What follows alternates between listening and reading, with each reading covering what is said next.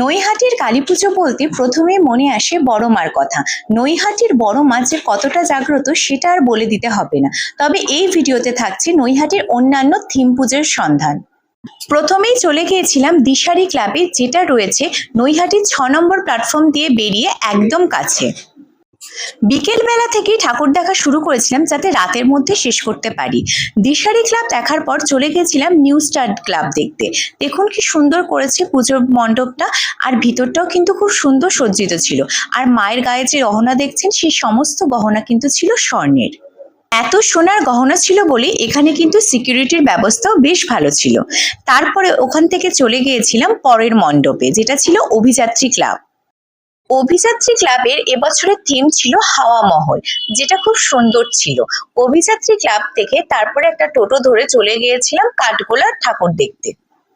যেহেতু বিকেল থেকে শুরু করেছি আর জাস্ট সন্ধ্যেটা হয়েছিল, তাই জন্য ভিড়টা তখনও কিন্তু শুরু হয়নি, বেশ ফাঁকায় ফাঁকায় দেখেছিলাম। তো কাঠগোলার এই মণ্ডপটাও কিন্তু ভীষণ সুন্দর করেছিল।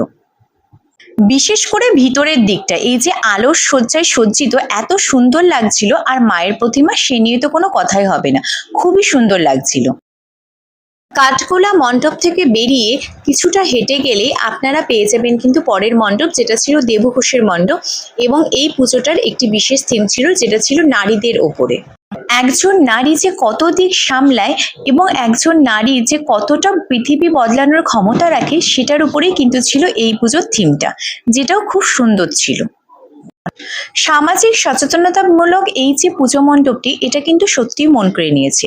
এখান থেকে বেরিয়ে চলে গিয়েছিলাম লোহাঘাটের উদ্দেশ্যে, যেটা একদম গঙ্গার পাশে রয়েছে। এই লোহাঘাটের মণ্ডপে শুরুতেই কিন্তু ছিল একটা রাজস্থানী থিম। আর এই যে রাধা কৃষ্ণের ঝুলন দেখছেন, এটাও কিন্তু খুব ভালো লাগছিল। কৃষ্ণের বিভিন্ন লীলা কিন্তু এখানে ফুটিয়ে তোলা হয়েছে এই সুন্দর পুত্তলের মাধ্যমে। আর মায়ের মূর্তিটা দেখুন, এটা কিন্তু কৃষ্ণকালী, দেখুন মায়ের হাতে বাঁশিও রয়েছে।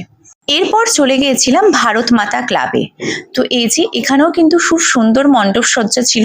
আর এই সময় কিন্তু ভিড়টা অলরেডি শুরু হয়ে গেছে, কারণ তখন কিন্তু বেশ সন্ধে হয়ে গেছে, তাই জন্য ভিড়টাও বেশ ছিল। ভারত মাতা যারা রাস্তায় দাঁড়িয়ে ছবি তুলছো তাদের কাছে আমাদের, যারা বাইক নিয়ে আসে তাদের কাছে আমাদের অনুরোধ, আপনারা নির্দিষ্ট স্পিড বজায় রেখে গাড়ি চালান। মা কালীর বিভিন্ন রূপ কিন্তু এখানে ফুটিয়ে তোলা হয়েছে, যেটা কিন্তু সত্যি অসাধারণ ছিল।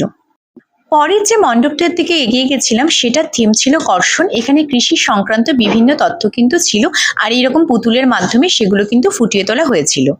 পরের ভিডিওতে থাকবে বড় মার দর্শন, আর বড় মা এবং অরবিন্দ রোডের সমস্ত কালী ঠাকুরের দর্শন।